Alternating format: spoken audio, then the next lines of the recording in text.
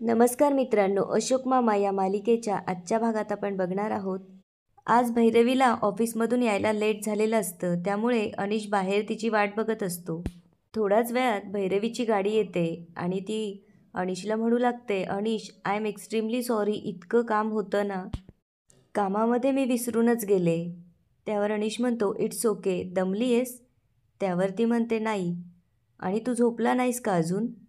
त्यावर अनिश म्हणतो, तू आल्याशिवाय झोप कशी लागेल मला? आणि तो भैरवीला म्हणतो, चल, भूक लागली असेल ना तुला? त्यावर भैरवी म्हणते, नाही, थांब, आपण इथेच बोलूया, वरती गेल्यावर आपल्याला बोलता नाही येणार. तेव्हा अनिश तिला म्हणतो, बोल, कसं चाललंय नवीन काम? आणि बाबा व्यवस्थित आहेत ना ऑफिसमध्ये? का तिथेही शिस्त म्हणजे शिस्त? त्यावर दोघंही हसू लागतात आणि भैरवी म्हणते, नाही, ओके ते. आणि तुला खरं सांगू का, त्यांच्याशी मला बोलायला वेळच मिळाला नाही. त्यात आता बँगलोरच्या ऑफिसमधून कोणीतरी सिनियर येणार आहे आमचं काम सुपरवाईज करायला. आणि भैरवी अनिशला विचारते, तुझं सांग, तुझं काम कसं चालू आहे? त्यावर तो म्हणतो, माझं काम?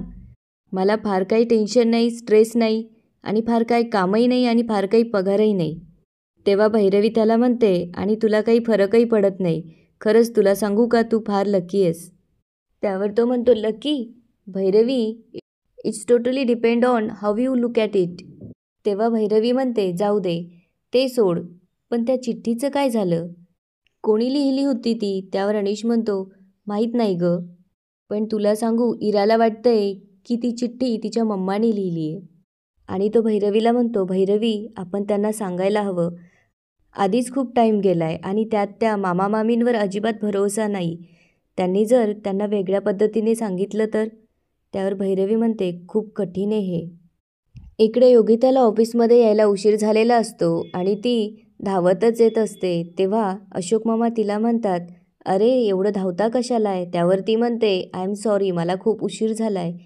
तेव्हा अशोक मामा विचारतात, काय आज उशीर होण्याचं कारण काय? त्यावर ती सांगू लागते, काका, आज माझ्या मुलीचा रिझल्ट लागलाय 3रीचा, त्यामुळे तिकडे जरा वेळच गेला. तेव्हा अशोक मामा विचारतात, काय, किती % मिळाले? तेव्हा ती सांगते, 95% मिळाले. त्यावर ते म्हणतात, अरे वा, आमच्या अनिशला तर 3 इयत्ता मिळून एवढे पर्सेंटेज मिळायचे. आणि ते सगळे हसू लागतात. तेव्हा योगिता अशोक मामांना विचारते, काका, तुमची नातवंड कितवीला आहेत? तेव्हा हर्षा योगिताला म्हणते, योगिता, काय चालू काय? हे बँक किंवा सरकारी ऑफिस नाही आहे. आणि ती अशोक मामांकडे वळून म्हणते, मिस्टर माझगावकर, डेस्कवर ह्या असल्या फोटोंची गर्दी करत जाऊ नका हो. डेस्क हा फाईल्स ठेवण्यासाठी असतो. त्यावर अशोक मामा तिला उत्तर देत म्हणतात, काय ना हर्षा मॅडम, आयुष्यात प्रेमाची माणसं असायला नशीब लागतं आणि ती टिकवायला कष्ट करावे लागतात. ज्यांना माणसांची अडचण होते ना, त्यांना फोटोंची अडचणही होणारच. त्यावर हर्षा म्हणते, look mister Mazgaonkar, you are just crossing your limit. त्यावर अशोक मामा म्हणतात, माझी नातवंड ही माझी खरी ताकद आहे आणि ते माझ्या जगण्याचं कारण आहे. तेव्हा त्यांचा फोटो मी इथे डेस्कवर ठेवणारच, मग कुणी काहीही म्हणो. तेव्हा सगळेजण म्हणू लागतात, हो बरोबर आहे, सगळ्यांनी आपापली कामं करा, कुणीही काही बोलू नका, नाहीतर ती भैरवी परत भडकेल. आणि आपल्या ऑफिसमध्ये कोणीतरी सिनियर येणार आहे म्हणे, भैरवीपेक्षाही सुपर सिनियर, त्यामुळे सगळ्यांनी आपापली कामं करा, नाहीतर आल्या आल्या सगळ्यांच्या नोकऱ्या जातील. हर्षा, तू सुद्धा. तेव्हा मात्र हर्षाला खूप राग येतो आणि ती रागातच तिच्या डेस्कवर जाऊन बसते. इकडे संयमी बाहेर जात असते. तेव्हा रेयांश बाहेरून परत आलेला असतो. तेव्हा संयमी त्याला थांब असं म्हणून त्याला जागा देते आणि त्याला जायला सांगते. तेव्हा रेयांश परत फिरून तिला आवाज देतो आणि म्हणतो, सॅम, आज तू चक्क मला इग्नोर करून चालली आहेस? त्यावर ती म्हणते, मग मी काय करू? तुलाही माझ्याशी बोलायचं नाही आणि मलाही तुझ्या मागे मागे नाही यायचं रेयांश. तेव्हा तो म्हणतो, Sam, you know me awkward होतो. त्यावर ती म्हणते, आय नो. पुढे तो म्हणतो, हे बघ, कितीही काही झालं तरी लोकांना आपलं बोलणं ऑड वाटतं यार. आणि तो म्हणतो, हे बघ सॅम, माझ्या मनात तसं काही नाही आहे. त्यावर ती म्हणते, आय नो वेल, पण आता you won't have to worry. See Reyansh, I agree, मला तू आवडायचास and I still like you. तेव्हा रेयांश तिच्याकडे बघू लागतो. पुढे ती म्हणते, पण मला आता आजोबांचं म्हणणं पटलंय, त्यामुळे मी माझ्या आता फोकसवर लक्ष द्यायचं ठरवलंय. So instead let just be friends. त्यावर रेयांश म्हणतो, थँक्यू, मला खरंच बरं वाटलंय. तेव्हा संयमी म्हणते, आता मी तुझ्या मागे मागे येणार नाही, त्यामुळे तुला मला टाळायची गरज नाही आहे. आणि मला एक नवीन फ्रेंड भेटला. तेव्हा रेयांश तिला विचारतो, कोण? त्यावर ती म्हणते, आजोबा.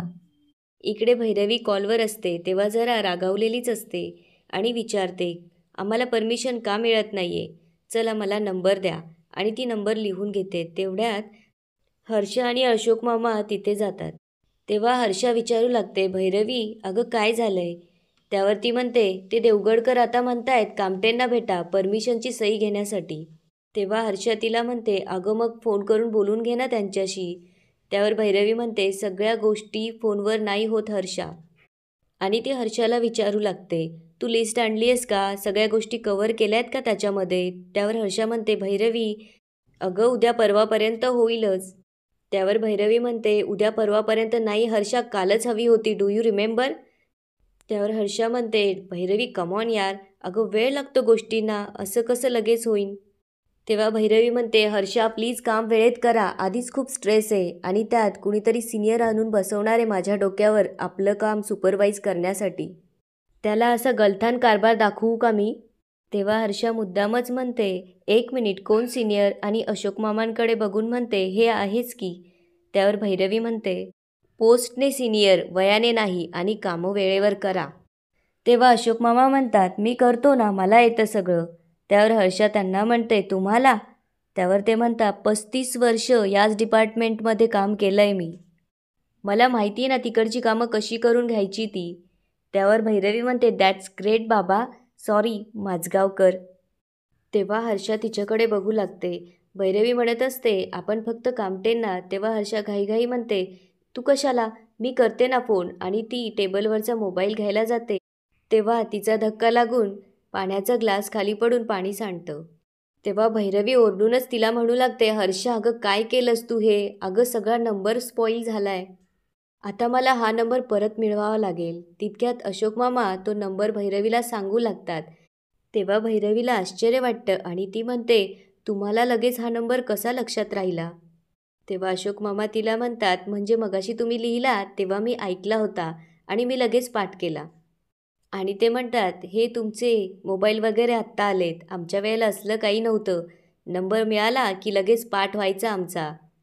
आणि ते भैरवीला म्हणतात, हे बघ मी फोन करतो आणि तिकडे जातो आणि सगळी कामं करून बरोबर येतो. आणि ते तिथून निघून जातात. तेव्हा हर्षा भैरवीला आय एम सॉरी म्हणून खाली मान घालत तिथून निघून जाते. इकडे अनिश अमित आणि पल्लवीचा फोटो हातात घेऊन त्याच्याकडे बघत असतो. तेव्हा राधावहिनी आणि किशाभाऊचं त्याच्याकडे लक्ष जातं. किशाभाऊ त्याच्याजवळ जाऊन विचारू लागतो, का हो राजे, म्हणजे पोरायला अजून सांगितलं नाही त्यांच्या आईबाबाबद्दल? तेव्हा अनिश म्हणतो, काय सांगायचं? तुमचे आईबाबा तुम्हाला परत कधी भेटणार नाही हे सांगायचं? अहो दोघंही खूप लहान आहेत अजून. तितक्यात अशोक मामा ऑफिसवरनं घरी परत आलेले असतात. तेव्हा राधावहिनी म्हणत असते, कायचे लहान? अहो आजकालच्या टिंगाटिंगा पोरांनाही लय कळतं. नाही, म्हणणं असं आहे की बा आशेवर ठेवू नये.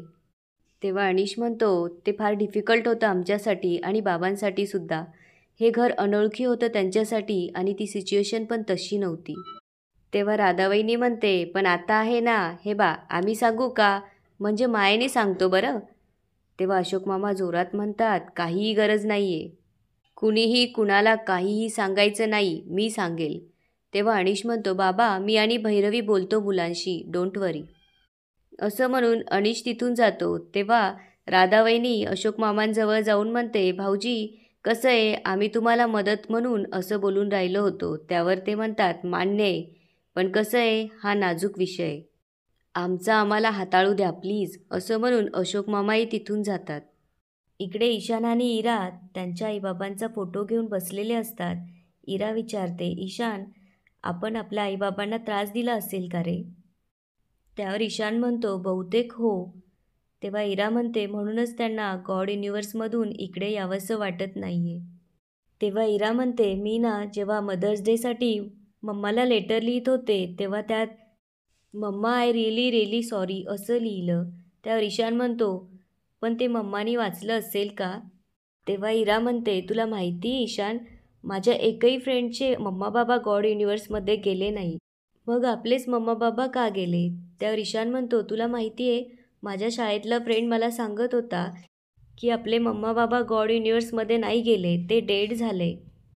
पण मी त्याला सांगितलं की असं काही नाही आहे. आमचे मम्मा बाबा गॉड युनिव्हर्समध्ये गेलेत, ते डेड नाही झालेत. तेव्हा राधा वहिनी त्यांच्या खोलीत येते. तेव्हा ईशान तिला जाऊन विचारू लागतो, तुम्ही गॉडशी बोलतात ना, मग त्यांना विचारा ना की गॉड युनिव्हर्स कुठे आहेत ते. तेव्हा इरा पण विचारू लागते, त्यांना विचारा ना की गॉड युनिव्हर्सचा पत्ता कुठे आहे, नाहीतर कॉन्टॅक्ट नंबर तरी विचारा. आणि ते दोघं म्हणू लागतात, तुम्हाला माहिती मामी आजी, जर मम्मा बाबा इथे आले ना तर आम्ही तुमच्यावर कधीच हसणार नाही, तुम्हाला कधीच चिडवणार नाही आणि तुम्हाला इथून जा असं कधीच म्हणणार नाही. प्लीज आमच्यासाठी एवढं करा ना. आता अनिश भैरवी घरी आलेले असतात आणि त्यांच्यापुढे प्रश्न असतो की आता मुलांना आईबाबांबद्दल कसं सांगायचं. आणि याच ठिकाणी आजचा एपिसोड संपतो. आता पुढे काय होणार ते बघूया उद्याच्या एपिसोडमध्ये. धन्यवाद.